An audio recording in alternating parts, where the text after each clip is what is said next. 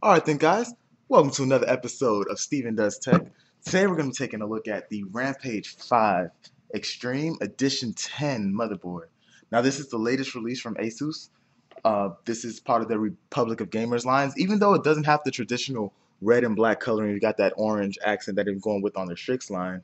But I guess considering that this is a 10th anniversary edition, they decided to go with something a little bit different. So looking at the box, got the choice of champions here. And on the other side, this box is pretty heavy. If you see me struggling, don't laugh. We've got the Rampage 5 Edition 10. Looking at the underside, we've got some specs. Whoops, flip that over. Got a few specs. We'll go over just about everything in here. So let's go ahead and crack this open. Now, this doesn't come sealed. This comes pretty much open from the factory, which I don't mind. I don't like tape or anything like that. And it doesn't fall out, so it's got that cool ROG on the insert. Almost got that shoebox effect. And we've got the motherboard right here. We'll set that to the side for a close-up later. So let's go and look at the accessories and everything that we get in this box. And that's about it. Two-part packaging. Now this is on X99 platform, DDR4 RAM, guys. This works with your Haswell E, Broadwell E processors. So looking at our accessories, we got SATA cables. What's this? This looks like a header for HD audio. This probably go to the included DAC accessory that we have. We've got an RGB cable for the included RGB header on the motherboard, just an extension. We've got our wireless adapter, our 3T 3R, which basically means it's got 2.4 gigahertz, 5 gigahertz, and Bluetooth bands. More SATA cables, that's 4 total so far. Let's see. We've got power for our ROG fan extension hub that I won't be using. And we've got temperature probes for said fan extension header that I also will not be using. User's manual, actually pretty slim considering how expansive this motherboard is and how many features it has. I'm used to seeing like the ASRock manuals that are like novels, and they come in a million different languages. I've got a couple of coasters here, which is different. I actually may make use of these. Well, not this side. I don't want the Q code right there. But pretty cool coasters. I like. Stickers for your keybot, hard drive labels, and a SATA labeler. I may use it. I don't know.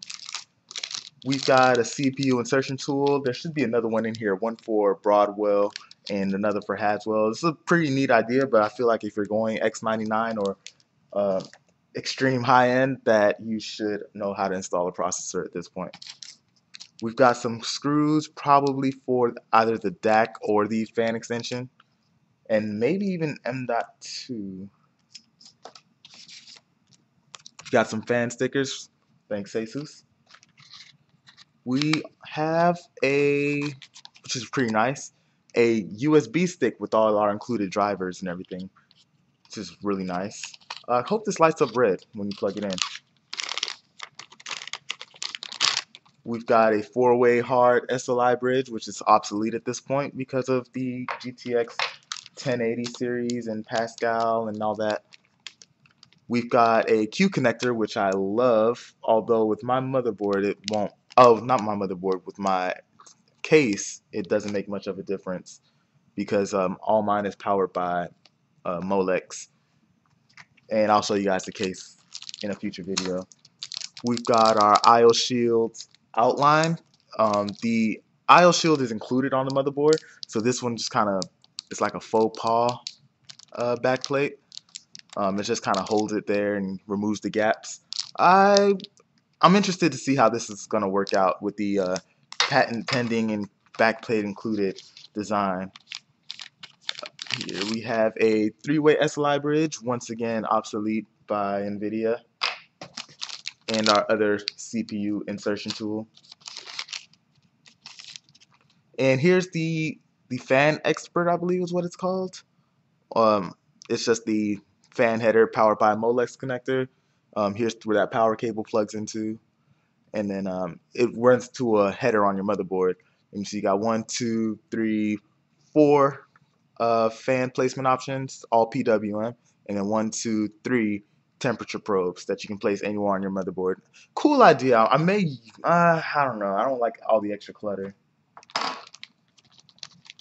We've got a two-way ribbon cable, and we've got the rest of our SATA connections. We've got 3 of those, so a total of 10 SATA cables. And here's our M.2 screws. And last but not least, for the accessories, we have our DAC. And you can see that comes with a 1/4-inch connector, and also headphone and microphone standard 3.5 millimeter. I am going to use this. I'm interested to see what kind of performance that I can get. I'm not really an audiophile. I'm not really into extreme high-end audio, but I am interested to see what kind of improvements I can hear. It may sway me a bit. Here's where that connector goes into for the header on your motherboard, and also it's powered by a 6-pin connector.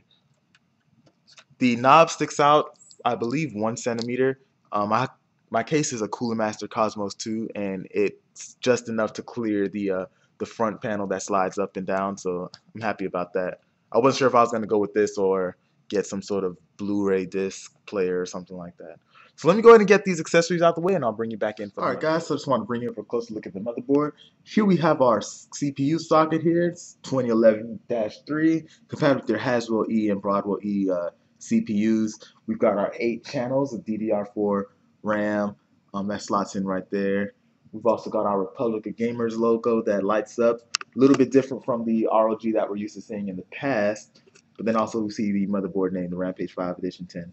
So I want to bring you over to the I/O panel right here and just show you everything that you get. So you get your clear CMOS, BIOS flashback, 4 USB 3.0, dual Intel NICs. We've got USB 3.1, 2 of them, and USB 3.1 Type-C, which is pretty cool. I don't think there's any actual devices that utilize that yet on mainstream, but it's cool to have just in case they do come out like tomorrow. We've got our connectors for our Wi-Fi and Bluetooth card that I showed you in the accessories. PS2 connectors, still nice to see those on motherboards. I actually do have a PS2 mouse somewhere that I use.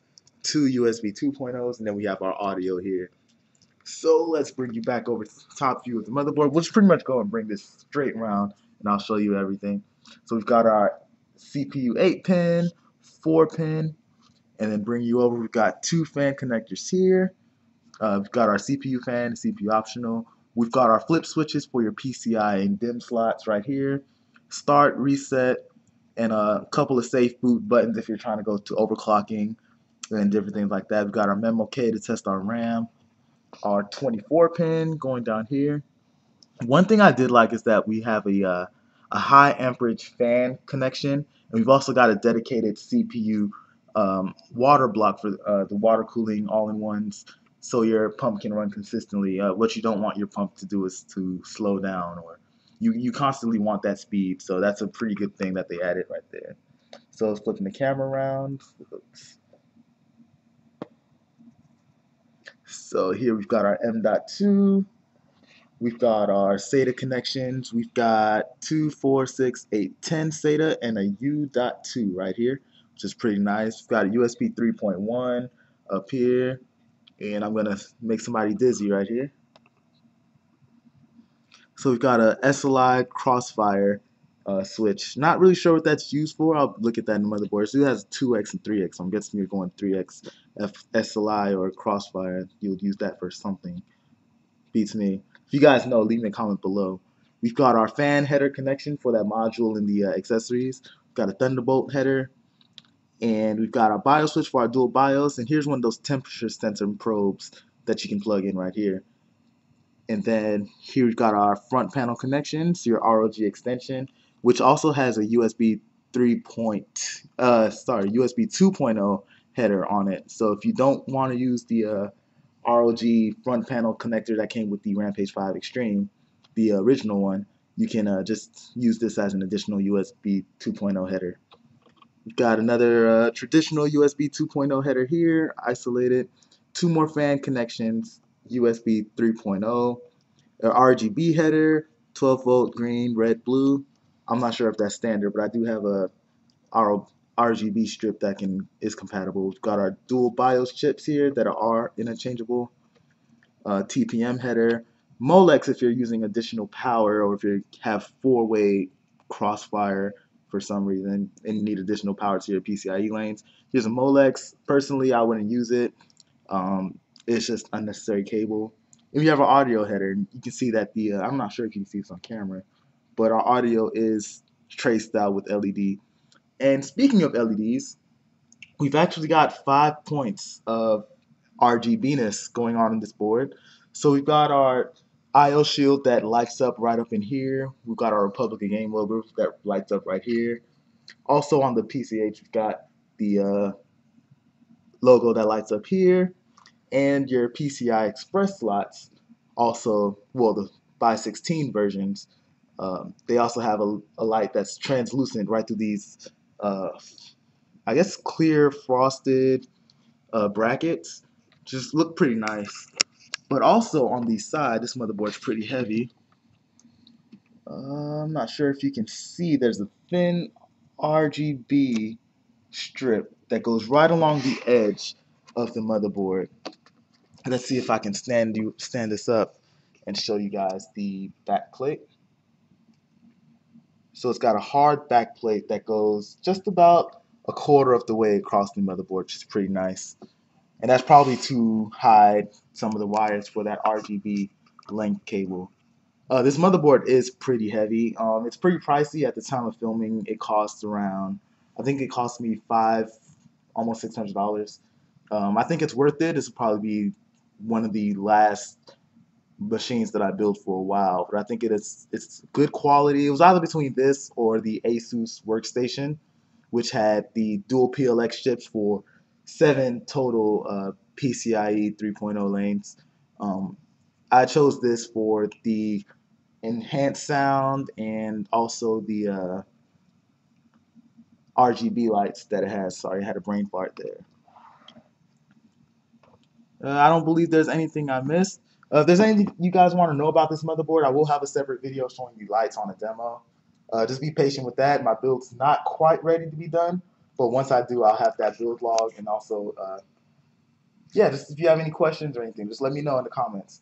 Thanks, guys, for watching Steven Does Tech. Subscribe, like, and you guys have a great day.